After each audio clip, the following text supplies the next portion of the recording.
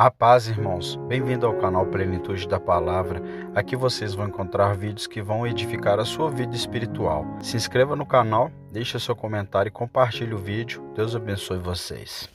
Uma das grandes questões evangélicas que um cristão deve ser mais crítico e curioso ao resolver para si mesmo, após o exame mais imparcial do seu próprio coração, a respeito de seu estado espiritual e posição na graça, é se ele está na fé ou não, cuja dúvida pode ser resolvida apenas de duas maneiras, seja pela própria fé, fechando com seus verdadeiros objetos, como oferecido no Evangelho em seu ato direto, e assim se evidencia, sendo a evidência de coisas não vistas, como todos os sentidos naturais evidenciam por seus próprios atos sobre seus próprios objetos.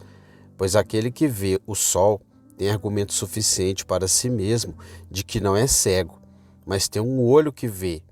E a fé, portanto, é frequentemente representada para nós pela visão, como João capítulo 6, versículo 40, em outros lugares, cuja evidência está de acordo com os graus de fé, mais fraca ou mais forte, e, portanto, traz consigo menores ou maiores garantias. Mas aqueles que são da mais elevada e melhor natureza, dando a maior glória e graça e verdade de Deus e apoio mais firme para a alma nas maiores tempestades de tentação, sendo como uma âncora presa dentro do véu, segura e firme, ou então, adicionalmente, para que nossa alegria seja completa e para maior confirmação, especialmente em casos em que nossa fé parece falhar e somos como Tomé. Deus, ele por sua abundante graça no Evangelho, forneceu argumentos para que nos elevemos no sentido espiritual para julgar nosso estado e posição. Mas isso requer os ensinamentos do Espírito e, portanto, um espírito de discernimento, experiência e compreensão de nossos próprios corações e caminhos, com sentido exercitado pela razão de uso para que esses fundamentos e argumentos possam ser motivo de conforto e estabelecimento para nós. O grande desígnio do pecado para obter domínio. Porque o pecado não terá domínio sobre vós, pois não estáis debaixo da lei, mas debaixo da graça. Romanos capítulo 6, versículo 14. Que pecados são compatíveis com estar em estado de graça e quais não são? O objetivo final do pecado é obter controle. Tem domínio sobre os incrédulos e procura estabelecer domínio sobre os crentes. Vamos explorar como o pecado opera. O salmista, engajado numa conversa orante com Deus sobre o pecado, reconhece que todos os seres humanos possuem erros insondáveis na sua conduta, que ultrapassam a compreensão humana. Esses erros se manifestam como pecados diários de fraqueza que exigem limpeza e perdão contínuo. No Salmo capítulo 19, versículo 12, ele afirma: quem pode compreender os seus próprios erros, purifica-me das falhas ocultas. Contudo, ele assume que essas transgressões podem coexistir com um estado de graça e aceitação por parte de Deus. Ele não cogitou a ideia de atingir a perfeição absoluta nesta vida terrena, nem acreditou numa condição que não exige uma melhoria contínua, purificação e perdão.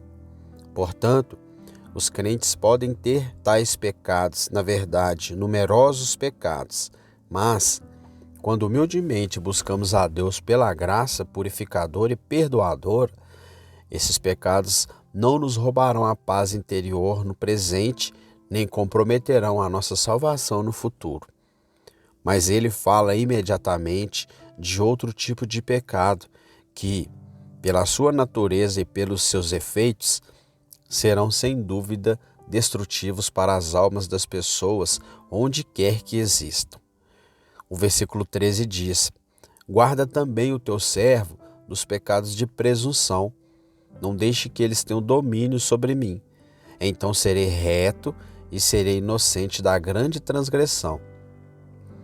Este é o ponto crucial do qual depende todo o estado e condição da minha alma. Embora eu seja propenso a muitos tipos diferentes de pecado, sou capaz de manter minha integridade e compromisso de caminhar com Deus, mesmo em meio a todos eles. E quando eu falho, sou mantido ao alcance da limpeza contínua e da misericórdia perdoadora fornecida à minha alma por Jesus Cristo.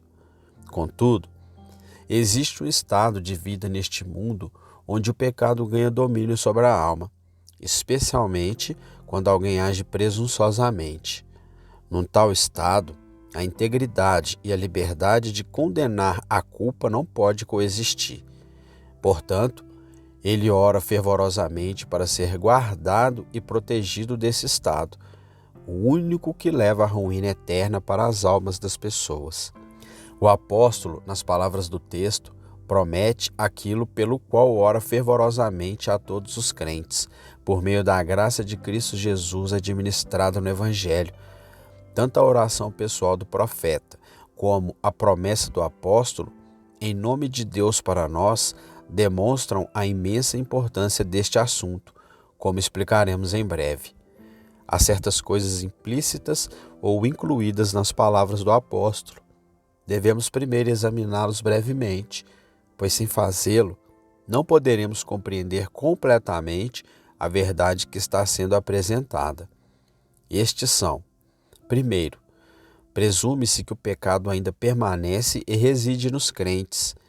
Este é o significado das palavras: o pecado que há em vós não tenha domínio sobre vocês.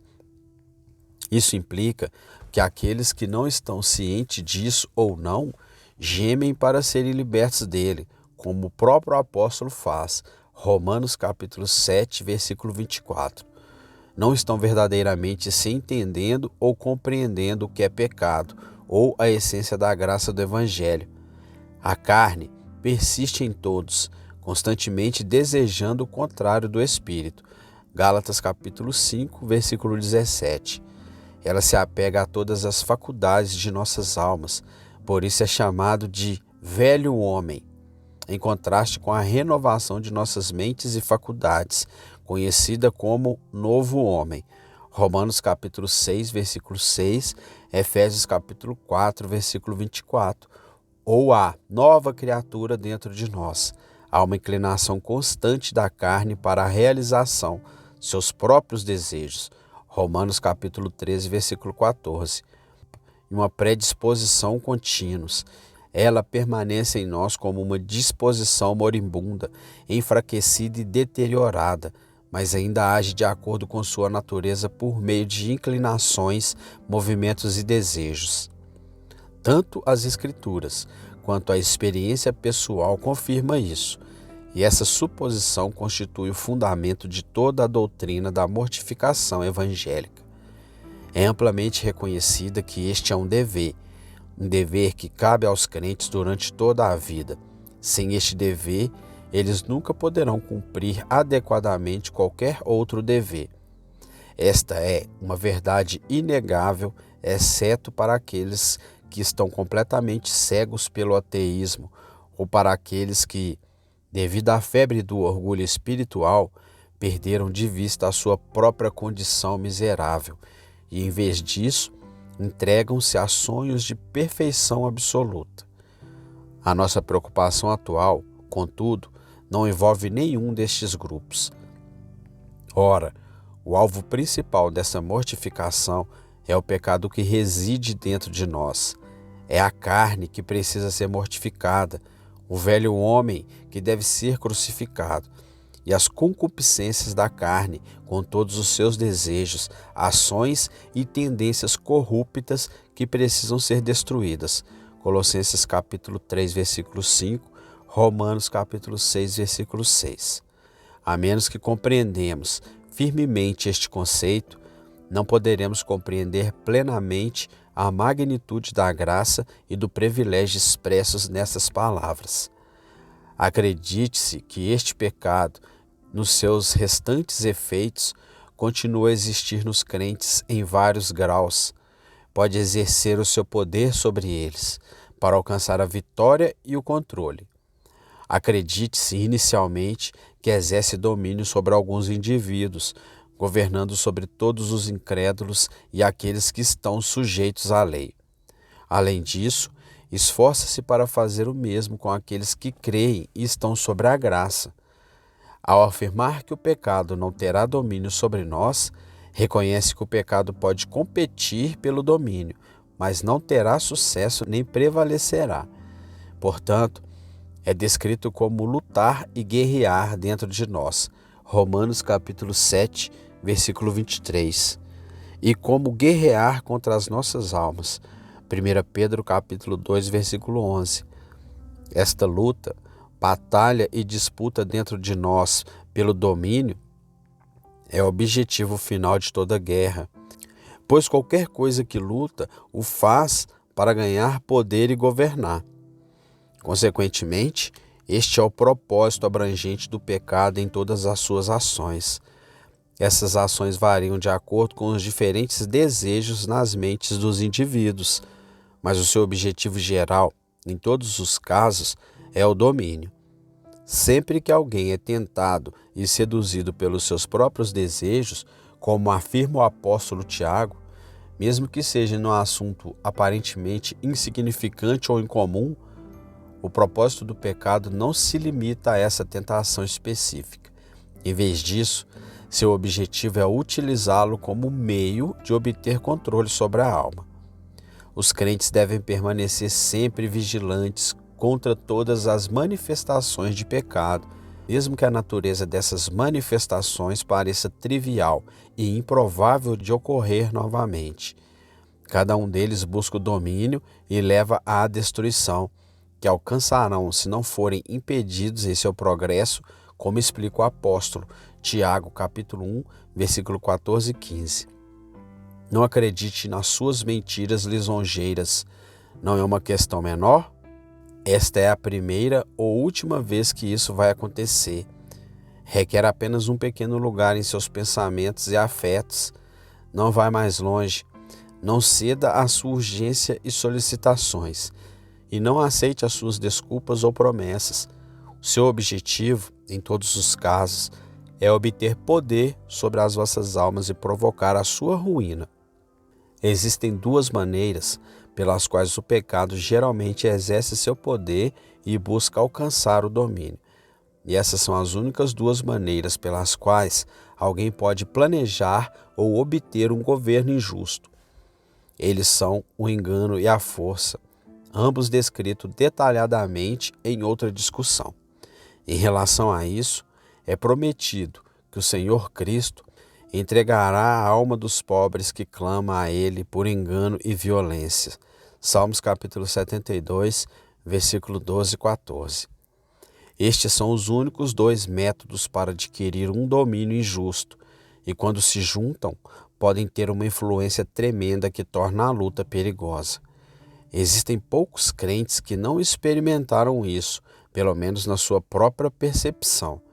Eles estiveram prontos para dizer, em algum momento ou outro, finalmente seremos derrotados por este inimigo.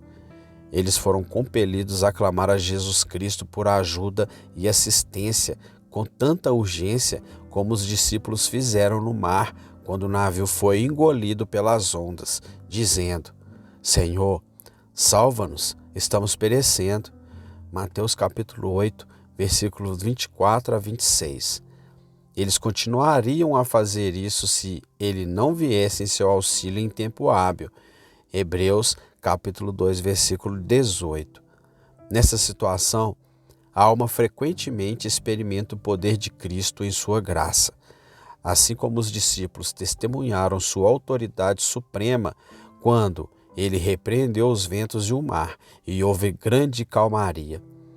Recebemos segurança contra o domínio do pecado. Embora possa permanecer em nós e lutar pelo controle através do engano e da força, não prevalecerá, não terá domínio. Este é um assunto de extrema importância para nós. Nossas almas estão e devem estar sob a regra de algum princípio ou lei, e nosso estado é determinado e identificado por esta regra. Somos escravos do pecado que conduz à morte ou obedientes à justiça. Romanos capítulo 6, versículo 16. Esta é a essência do discurso do apóstolo naquele capítulo inteiro. O estado da alma, em termos de vida e morte eternas, é determinado pela conduta e regras sobre as quais vivemos. Se o pecado tiver domínio, estaremos eternamente perdidos. Se for destronado, estamos seguros.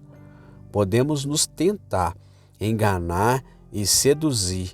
Pode lutar, travar guerra, confundir-nos e perturbar-nos. Pode até nos pegar desprevenidos e nos levar ao pecado real. Porém, se ela não tem domínio sobre nós, estamos em estado de graça e aceitação por Deus. Qual é o domínio do pecado do qual somos libertos? Exploraremos 3 aspectos com base nas palavras deste texto. Primeiro, qual é o domínio do pecado do qual somos libertos e descarregados pela graça?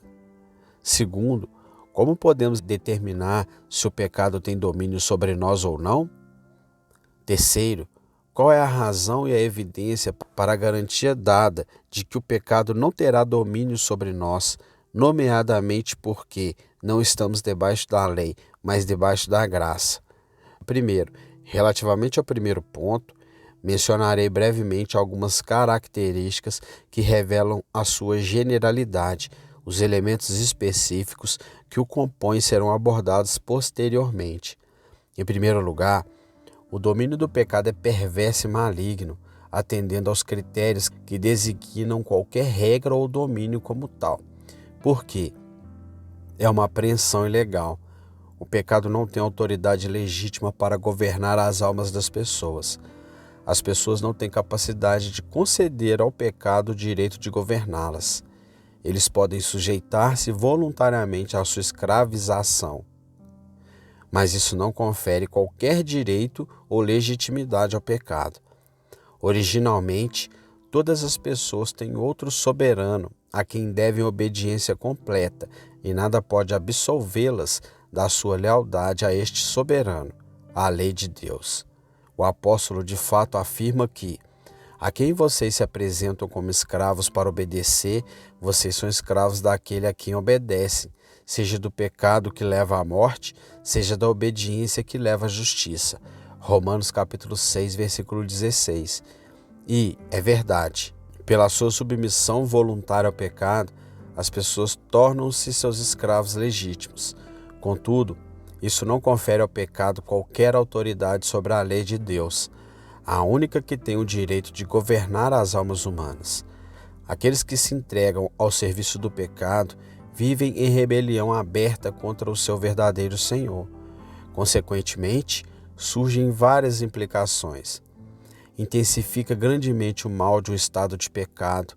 Aqueles que vivem em pecado desligam-se voluntariamente até o limite da sua capacidade, da autoridade da lei de Deus, e sujeitam-se voluntariamente à tirania do pecado. Se o pecado tivesse qualquer direito legítimo a este domínio, qualquer justificação válida para apresentar aliviaria um pouco a culpa daqueles que se entregam a ele. Contudo, as pessoas se entregam à escravidão do pecado, como descreve o apóstolo, rejeitam a autoridade da lei de Deus e escolhem o jugo estrangeiro do pecado. Isso sem dúvida agrava sua culpa e miséria. No entanto, é evidente que a maioria das pessoas se declara aberta e abertamente como serva e escrava do pecado. Eles exibem orgulhosamente os seus símbolos e empenham-se no seu trabalho degradante. Eles até se vangloriam de sua escravidão e se consideram corajosos e estimados quando abraçam abertamente o pecado através de palavrões, embriaguez, impureza, ganância e zombaria da religião. Contudo, a sua condenação não dorme, independentemente de quaisquer ilusões que possam ter, entretanto. Segundo, consequentemente, segue-se que, em geral, todos os indivíduos têm autoridade dentro de si para rejeitar a regra do pecado e recuperar a sua liberdade. Eles podem, à vontade, afirmar a legítima reivindicação e autoridade da lei de Deus para governar as suas almas, desconsiderando completamente quaisquer apelo ou reivindicações de poder feitos pelo pecado. Eles têm o direito de dizer ao pecado: afaste-te de mim, que negócio tenho eu com os ídolos? Enfatizo que todos os indivíduos possuem esse direito inerente dentro de si, devido à lealdade natural que devem à lei de Deus. No entanto, eles não têm a capacidade de exercer esse direito por conta própria e de se livrarem efetivamente do jugo do pecado. Esta é a obra da graça. O domínio do pecado é destruído somente pela graça. Mas você pode perguntar: para que serve esse direito se os indivíduos não têm o poder de aplicá-lo? Como isso pode ser visto como um agravamento do seu pecado se eles não exercerem o direito que possuem, especialmente quando não têm os meios para fazê-lo? Então, você culparia uma pessoa que tem direito legítimo a uma propriedade, mas não pode recuperá-la devido à falta de recursos? Fornecerei brevemente 3 respostas a essa pergunta. Primeiro, nenhuma pessoa viva negligencia o uso deste direito de rejeitar o jugo e o domínio do pecado porque é incapaz de fazê-lo por conta própria, mas apenas porque escolheu não fazê-lo. Eles optam voluntariamente por permanecer sob o poder do pecado e ver qualquer coisa que os possa libertar como um inimigo. A mente pecaminosa é hostil a Deus. Ela não se submete à lei de Deus, nem pode fazê-lo. Romanos capítulo 8, versículo 7. Sempre que a lei afirma o seu direito de governar a alma, uma pessoa sob a influência do pecado considera um inimigo que perturba a sua paz e fortalece a sua mente contra a lei. Da mesma forma, quando o Evangelho vem e oferece o caminho e os meios para a libertação da alma, estendendo a sua ajuda e assistência para esse fim, ele também é visto como um adversário, rejeitando juntamente com todas as suas ofertas. Veja Provérbios capítulo 1, do versículo 24 ao 31. João capítulo 3, versículo 19. Portanto, este é o estado de qualquer um que permanece sob o domínio do pecado. Eles escolhem fazê-lo, persistindo nessa condição através de um ato de sua própria vontade, demonstrando abertamente inimizade para com qualquer coisa que possa proporcionar libertação. Uma inimizade que irá agravar enormemente a situação, sua condenação no último dia. Segundo, Deus pode corretamente exigir de qualquer pessoa aquilo que a graça do Evangelho tem o poder de capacitá-lo a realizar e cumprir. Esta graça é-lhes apresentada diretamente através da sua proclamação. Embora possamos não compreender os métodos e meios de comunicação eficaz da graça com as almas dos indivíduos, é certo que a graça é oferecida de tal maneira através da pregação do Evangelho que ninguém fica sem ela, ninguém carece de sua ajuda e assistência, exceto aqueles que, por ato de sua livre e espontânea vontade, a recusam e a rejeitam. Este é o cerne da questão.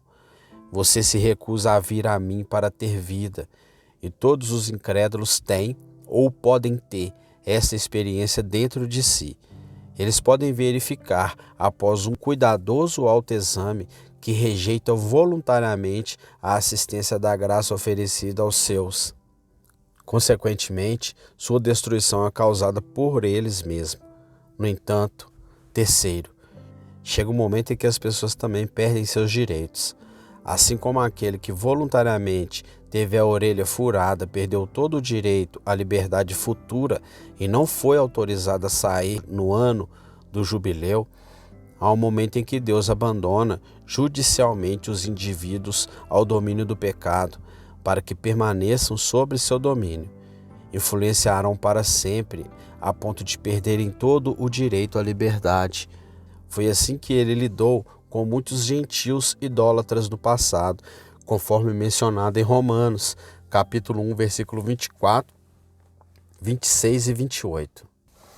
E assim que ele continua a lidar com pecadores igualmente corruptos. é também a sua abordagem para com a maioria do mundo anticristão, como vista em 2 Tessalonicenses, capítulo 2, versículo 11 e 12, e com muitos que desprezam o evangelho, como descrito em Isaías, capítulo 6, versículo 9 e 10. Quando chega a este ponto, os indivíduos são condenados, tendo perdido todos os direitos e reivindicando a libertação do domínio do pecado. Eles podem ocasionalmente reclamar do serviço prestado ao pecado ou de suas consequências, sentindo vergonha e dor devido às desordens vergonhosas que afligem muitos em sua impureza.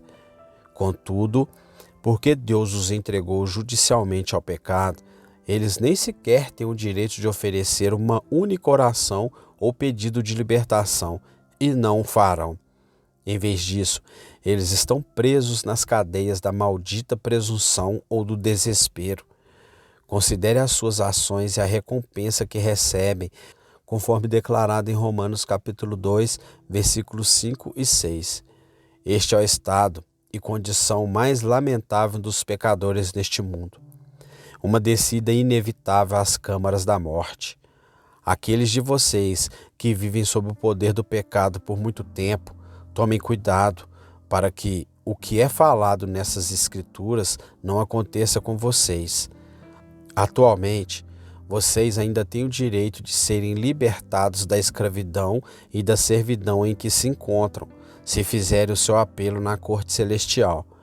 Você não sabe quão rapidamente você também pode ser privado deste direito, através do abandono judicial de Deus ao pecado e a Satanás.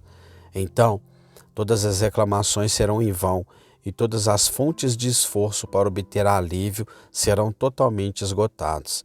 Qualquer esperança de arrependimento futuro será eliminada e seus clamores serão desconsiderados, conforme declarado em Provérbios, capítulo 1, do versículo 24 ao 31.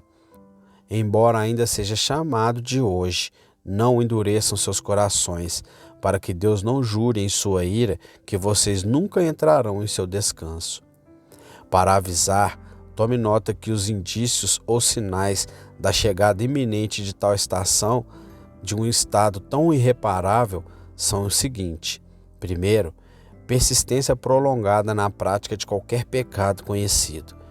Existem limites para a paciência divina. A longanimidade de Deus espera pelo arrependimento por um tempo, conforme mencionado em 1 Pedro capítulo 3, versículo 20 e 2 Pedro capítulo 3, versículo 9. No entanto, chega um momento em que ele apenas suporta vasos de ira preparados para a destruição, como afirma Romanos capítulo 2, versículo 22. Isso normalmente ocorre após um longo período de persistência em pecado conhecido. Segundo, quando as convicções foram internalizadas e as advertências forem desconsideradas. Deus geralmente não trata os indivíduos dessa maneira até que eles rejeitam os meios de sua libertação. Há de fato uma geração que, desde a juventude, vive no desprezo de Deus.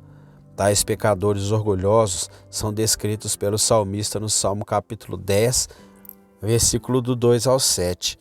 E raramente há qualquer sinal do decreto sendo emitido contra este tipo de pessoas. A evidência aparente é a sua busca pela embriaguez e a adição de uma forma de pecado à outra, progredindo abertamente nos seus caminhos pecaminosos, vangloriando-se e mostrando um desrespeito profano por todos os assuntos sagrados. Contudo, geralmente, aqueles que correm o risco dessa natureza judicial já receberam anteriormente advertências e condenações que lhes causaram alguma impressão, mas agora ficam sem quaisquer novos apelos ou repreensões, ou pelo menos sem qualquer noção deles. Terceiro, quando os indivíduos incorrem na culpa de pecado, que parece interferir no pecado imperdoável contra o Espírito Santo, como repreensões orgulhosas, desdenhosas e maliciosas contra os caminhos de Deus, a santidade, o Espírito de Cristo e seu Evangelho, As Escrituras muitas vezes descrevem este tipo de pessoas como estando perto de uma rejeição final e fatal. Quarto, um abandono voluntário dos meios da graça e conversão a Deus que os indivíduos experimentaram, muitas vezes acompanhada por um ódio à palavra e àqueles que a proclamam. Nesses casos, Deus os entrega frequentemente e visivelmente de maneira irredimível ao domínio do pecado, declarando que não terá mais relações com ele. 5. Uma escolha deliberada de associar a companhias perversas, profanas, impuras e zombeteiras. É extremamente raro alguém ser resgatado dessa armadilha. Existem muitos outros sinais que indicam a chegada iminente de um julgamento endurecido que condenará as pessoas à servidão eterna ao pecado. Oh, se ao menos os pobres pecadores despertassem antes que seja tarde demais. Este domínio do pecado é perverso e corrupto, não só porque é injusto e erroneamente assumido, mas também porque é sempre utilizado e exercido para fins prejudiciais, levando ao detrimento e à destruição daqueles que estão sob seu domínio. Um tirano, um usurpador, pode empregar seu poder e autoridade em benefícios daqueles sobre os quais governa, mas o domínio do pecado sempre traz maus resultados para os pecadores. O pecado em seu reinado pode parecer atraente, oferecendo diversas vantagens e satisfazendo seus desejos. A ele são prometidas recompensas por suas ações, com prazer e lucros a serem obtidos. Além disso, pode até garantir-lhes falsamente o descanso ou a segurança eternas, assegurando-lhes que nada do que fizeram ao seu serviço levará ao fracasso. Através destes meios, o pecado os mantém num estado de falsa segurança. No entanto, o seu propósito final, a verdadeira intenção por trás de todo o seu poder, é a ruína eterna das suas almas. Os pecadores compreenderão isso quando for tarde demais, conforme declarado em Jeremias capítulo 2, versículo 13 e 19. Em segundo lugar, este domínio do pecado não é meramente uma coerção contra a verdade e os esforços daqueles que estão sob seu controle, onde o poder e a influência do pecado dependem apenas de forçar a mente e a alma através das tentações. Ele não tem domínio. Pode deixá-los perplexos, mas não os governa. Onde o pecado tem domínio, ele possui a força e a autoridade de uma lei dentro das vontades e mentes daqueles em quem reside. Assim, exige obediência deles, e eles apresentam-se voluntariamente como servos para obedecê-lo, conforme declarado em Romanos capítulo 6, versículo 16. Portanto, para que este domínio do pecado exista, deve haver alguma medida e grau de consentimento da vontade. A resistência constante e o poder predominante da vontade contra o pecado minam a sua reivindicação de governo e domínio, como o apóstolo explica extensivamente no próximo capítulo. A vontade é a faculdade e poder supremo da alma. Qualquer princípio que atue nele e o determine, detém a autoridade. Apesar da luz e da convicção, a decisão final em relação ao dever e ao pecado está no poder da vontade. Se o desejo de pecar for removido, o pecado não poderá ter domínio. Aqui reside a sabedoria. Aquele que consegue discernir entre a influência do pecado sobre eles e o domínio do pecado dentro deles está no caminho da paz. No entanto, muitas vezes, como os exploraremos mais adiante, juntamente com o raciocínio por trás disso, isto não é facilmente alcançado. As convicções, por um lado, podem criar uma aparência significativa de oposição na vontade contra o pecado, devido ao seu impacto inevitável, mesmo quando não é verdadeiramente o caso. As emoções perturbadas sob tentações podem argumentar que a própria vontade está entregue à escolha e ao serviço do pecado, quando não o é. A vontade neste assunto é semelhante aos escudos dos tebanos. Enquanto permanecer intacto, eles se considerarão vitoriosos mesmo na morte. No entanto, Este assunto é resolvido à luz das Escrituras e da experiência e apresentado aqui para resolução. Em terceiro lugar, para que este domínio do pecado exista, a alma deve estar sob a orientação suprema de qualquer outra autoridade, especificamente, não sob o Espírito de Deus e a sua graça governada pela lei. Isto é o que verdadeiramente mantém o governo soberano sobre todos os crentes. Eles são liderados, guiados e influenciados pelo Espírito, estando sob o governo de Deus e somente de Cristo. A regra do pecado é totalmente incompatível com isso. Ninguém pode servir a ambos os senhores simultaneamente. A graça e o pecado podem coexistir dentro da mesma alma, mas não podem ambos manter o domínio ao mesmo tempo. O trono é singular e permite apenas um governante. Toda a evidência que temos de estarmos sob o domínio da graça afirma que não estamos sob o domínio do pecado.